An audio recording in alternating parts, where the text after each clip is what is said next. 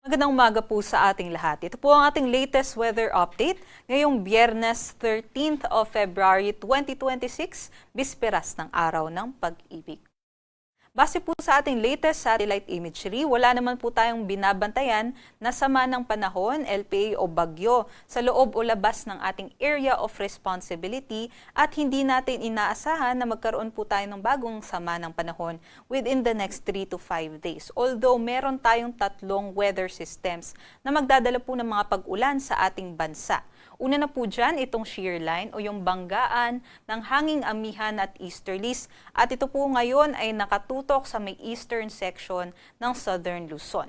Samantala, yung amihan natin patuloy pong bumubugso ang nakakaapekto sa malaking bahagi naman ng Luzon. And then yung easterlies o yung hangin galing po sa karagatang Pasipiko ay nagdadala nga ngayong umaga ng mga pag-ulan sa malaking bahagi ng Visayas and Mindanao.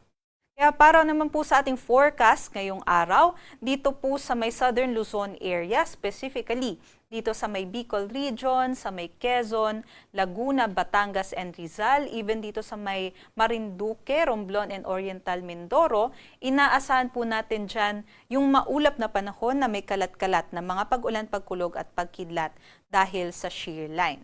At mamayang hapon, inaasahan natin, dito pa po nakatutok yung shear line natin ngayon. Pero mamayang hapon po ay aakyat yung axis nitong ating shear line at maaapektuhan din ng maulap na panahon at mataas na tsansa ng mga pag-ulan yung ating mga kababayan dito sa may Aurora, Quirino, maging sa may Isabela. Kaya para nga po sa ating mga kababayan dyan, magdala po tayo ng mga payong panangga po sa ulan. Yung amihan natin nakakaapekto nga sa malaking bahagi ng Luzon at posible din pong magdala ng mga mahihinang pag-ulan at makulimlim na panahon dyan sa may Cagayan, Batanes, maging dito sa may Apayao, Kalinga at dito rin po sa may Ifugao and Mountain Province. But for Metro Manila and the rest of Luzon, inaasahan naman po natin mas maliwalas po yung ating panahon ngayong araw liban po sa mga isolated light rains. At ito naman po ang ating inaasahan na agwat ng temperatura ngayong araw sa may Lawag 21 to 32 degrees Celsius, Tuguegarao 22 to 29 degrees Celsius, Baguio 14 to 25 degrees Celsius, sa may Metro Manila 23 to 30 degrees Celsius, Tagaytay 20 to 28 at sa may Legazpi 24 to 28 degrees Celsius. Samantala, sa may Palawan, Visayas at Mindanao, malaking bahagi nga po ng ating bansa ay apektado ng easterlies. Kaya't posible nga po yung mga pag-ulan ngayong araw, mataas po yung tsansa dito po sa may Soc-Sargen, Northern Mindanao, Davao Region and Caraga sa may Mindanao. And also, kabuuan po ng Visayas ay makakaranas po tayo maghapon ng mga maulap na panahon at may kalat-kalat din ng mga pag-ulan at mga thunderstorms. Aside nga po dito, yung thunderstorm natin, paalala lang po, ay may kaakibat din po ito na mga banta kagaya na lamang po ng hailstorm o yung mga lightning activities. Kaya doble ingat po sa ating mga kababayan dyan.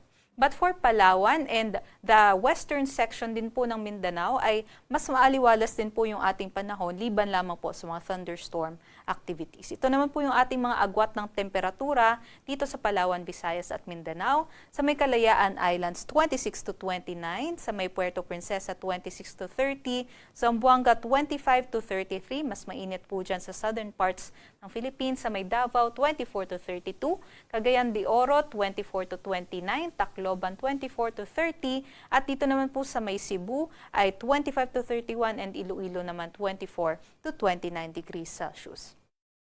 At para sa kalagayan ng ating sea conditions, wala naman po tayong nakataas na gale warning sa anumang baybaying dagat ng ating bansa, kaya't malaya din pong makakapaglayag yung ating mga kababayan. Although ingat lamang po tayo dahil kung may thunderstorm po dito sa ating mga seaboards ay posible din pong tumaas yung mga pag-alon natin dyan.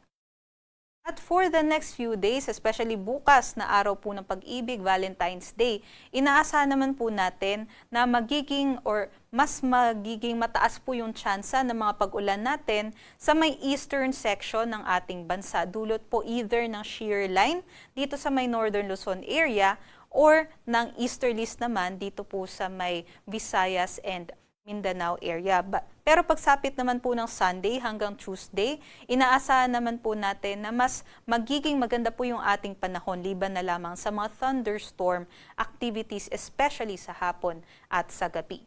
Inaasahan nga po natin, by Sunday, hihina po yung ating amihan at mananaig yung ating easterlies. Kaya posible din po na mas matataas po yung ating mga temperatura, especially pagsapit ng tanghali hanggang sa hapon. Dito sa Metro Manila, ang araw po ay sisikat mamayang 6:21 a.m. at lulubog naman po mamayang 6 p.m. Para sa mga karagdagang impormasyon, bisitahin po ang